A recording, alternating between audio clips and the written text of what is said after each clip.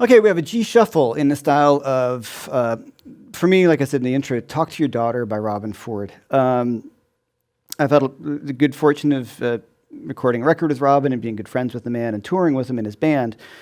So we spent a lot of time talking about Diminished and all these things. I've really analyzed it. And one way that he uses it, and I think this is the stuff that I get asked about a lot, and as does he, is where can you throw in Diminished in a blues? And it's on the 1 chord going to the 4 chord. Once again, as explained in the previous example, on bar 4. Now, if you go back to the one, I highly recommend you go back to the previous example because I'm using the same kind of theory, but twice as fast. All right, so I'm going to start off the solo with a pickup, like 1, 2, 3, 4, 1. Right? So just a little blues, G major blues lick. Now, I love that little move. Just let's talk about that for a second. I'm playing D, E, G, and I'm playing the G again on the 2nd string. The reason for that is you get a really nice vibrato on that 2nd string. Harder to get that on the high string. And then I'm going to have the flat 3 bend. Now, it's a little triplet feel, a hammer-on pull-off from A to B flat to G. That's the lick. So all in one.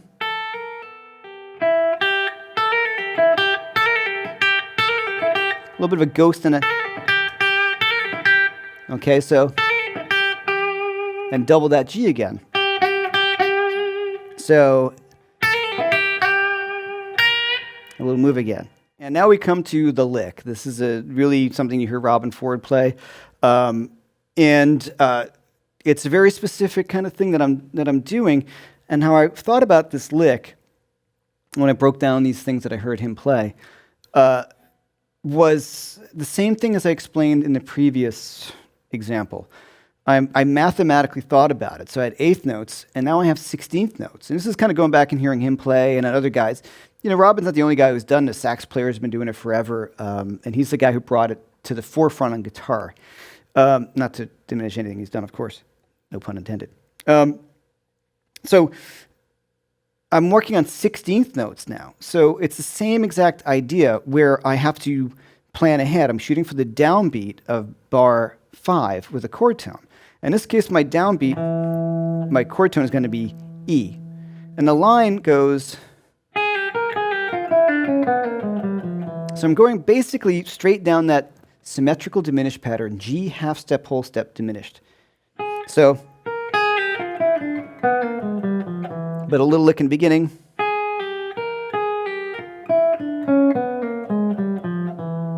Okay, so that line, just so we get it, and then I'll talk about the time of it. Write down a scale. So if you remember how I said, fingering-wise, it's really easy to see. It's great. That's what I love about the scale, especially in the top 4 strings. As we go in the lower strings I discussed in the intro, it gets a little more confusing. But the beautiful thing about the guitar is we have this pattern that works on the top 4 strings of the guitar, and we can do it anywhere. So I'm just going down that fingering pattern of 4, 2, 1, 4, 3, 1, 4, 2, 1, 4, 3, 1, 1. Now, we hadn't really done that before. I'm just sliding down because that's where the chord tone is. The downbeat of bar 5, C7 is spelled C, E, G, B flat. I'm targeting my E. So it goes to, remember we talked about in the previous one where I'm going to drop an 8th note, right? 1, da, da, da, da, da, 1, and 2, and 3, and 4. I'm going to come in the end of 1 in the previous example. Here, since we're doubling the time up to 16th notes, I'm going to come in, it's more difficult, on the E.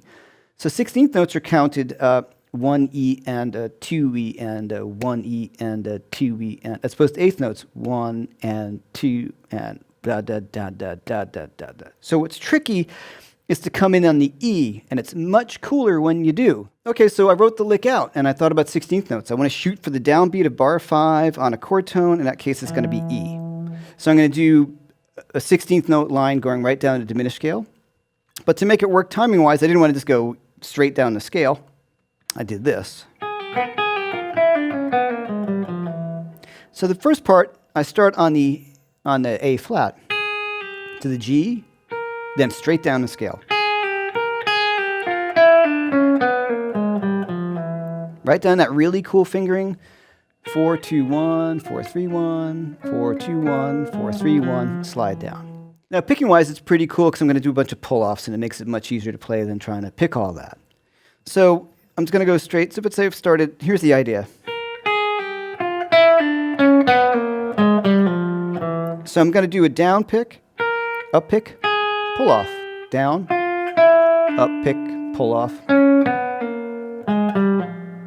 So it's 2 picks, down, up, pull off, down, up, pull off, down, up, pull off. Makes it much easier to play the lick. And it makes it easier to play, but also makes it sound more fluid. If I were to pick all that, it can sound very typewriter-y and not really cool. All right, so I'm starting on, we're thinking about 16th notes. I'm starting on the second 16th note. 1 E and a, 2 E and a. Da da da da da da da da da da da da da. Now, feeling 16th notes is tricky. And trying to count them and play them can be really tricky. So one thing that worked really well for me is if I'm thinking of 16th notes as, right? That's the line. If I were to pick it all, right? I could go almost like a fake note. So that lick, 1,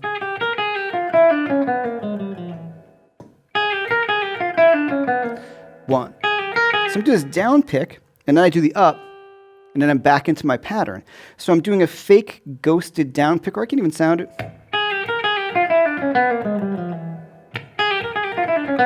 Right, so this idea of just hitting that fake ghosted downbeat, so I'm not fretting a note, that really helped me a lot to hear it something on the offbeat.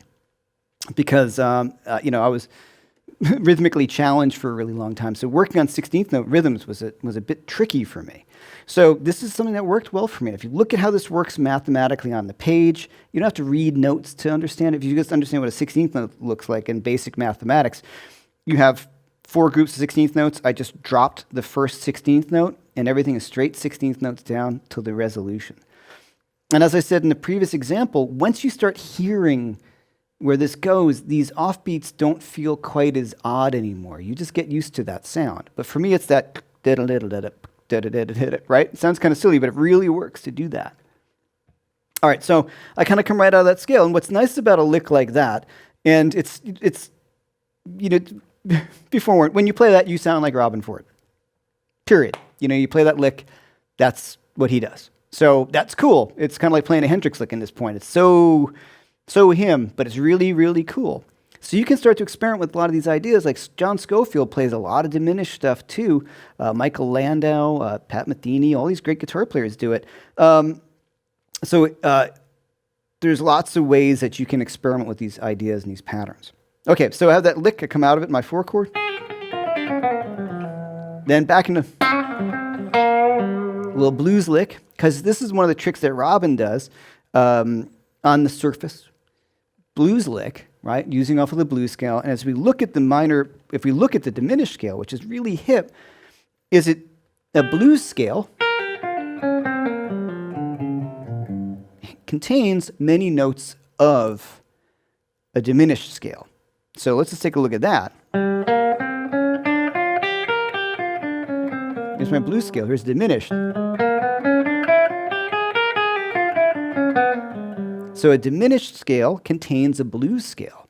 That's pretty cool. So I can start throwing in, as you start to experiment with this stuff, throwing in notes, use your blues scale, and you can kind of seamlessly throw in some notes from diminished back to the blues scale. So that helped me understand, well, if I'm going to come in from this diminished lick, why does it work so well? Well, they're both contained in the same thing. Okay, so then to end it off, I kind of went up to the old BB's box.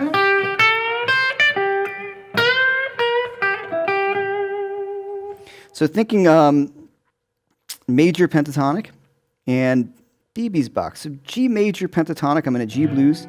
So I'm using...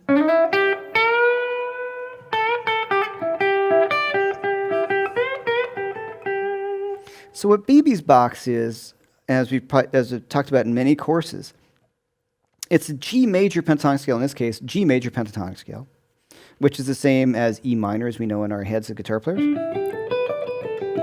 But we're going to replace the B, and we're going to place that with the C. So instead of getting this G, B, the third, we're going to replace the third with the fourth. And the reason for that, and it's really cool, is if you fret the B, it's the third of the chord. It's very bright, and it's super cool. Nothing wrong with it. But what BB would do, and the reason why it's called BB's box, is he would always bend this A to that B. So he's alluding to the B. He might not actually fret it. He's getting that cool bend up to it. Then he replaced it with the C. So that little lick right there says it all, right? You've got this A to B bend to the C, D, A to B bend again. And then I added in there's that B flat. I'm still on that one, or the 4 chord. So it gets a mixture of the major and minor blues scale right there. I have the B flat from the minor blues, or I could see it as the flat 7 of my 4 chord. And then it's kind of classic B.B. King stuff. But what I was saying here is we're playing blues, just straight blues stuff, until we come to the diminished 7th chord, and we're going to play a diminished lick on bar 4, resolving on downbeat on bar 5. Count it out, write them out mathematically, practice them. This isn't going to come out in a gig. Maybe you get lucky, but you have to work on the stuff. You have to really plan that ahead of time, and you come up with those kind of licks.